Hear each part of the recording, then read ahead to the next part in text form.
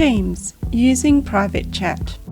In this video, we'll introduce you to private chat in Teams. In the left side menu of Teams, select the chat function. Here you can start a new chat with a single person or a group. If you've never used chat before, you'll only see your own account under Pinned. To start a chat, select the new chat icon in the top left and type the name or email address of a Department for Education staff member. Note that chat is disabled between students and between students and staff due to protective practices. If you previously chatted with someone, you can see all your past conversations. This is known as persistent chat. Select the typing box at the bottom of the screen to start typing a message. To add additional lines of text, press Shift+Enter for a new line. Or select the A and pencil icon for more formatting options, including bullet points and tables. You can add emojis, GIFs and stickers to your chat messages as well. Once you've finished composing your message, select the send icon in the bottom right. If the recipient has Teams open, in the desktop, they receive the notification. Otherwise, they get an email alert. If the person is responding, you'll see their profile pop up with moving dots to indicate they're typing. An eye icon indicates they've seen the message and are replying. If you want to edit a message, hover over it and select the pen icon. This will allow you to edit the message and show a label indicating that it has been edited. There are a range of other options you can select from the three-dot menu, including reply with quote, forward, copy link, delete and pin for everyone.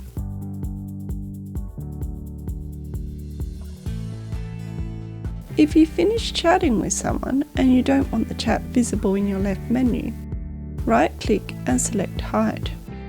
This doesn't delete the chat, it just hides it from view.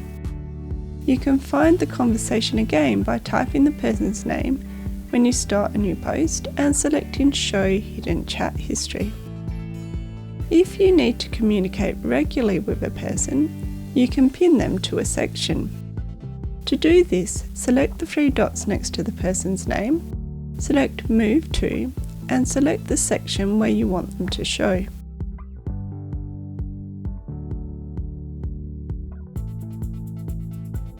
Within the chat, you can easily access files and links that have been shared. Select Shared from the top menu. Select Recent to see all items recently shared, or Files and Links to see these types of content. In the top right, you can add more people to the chat by selecting the Add People icon. This will start a new chat so that the chat history is not shared.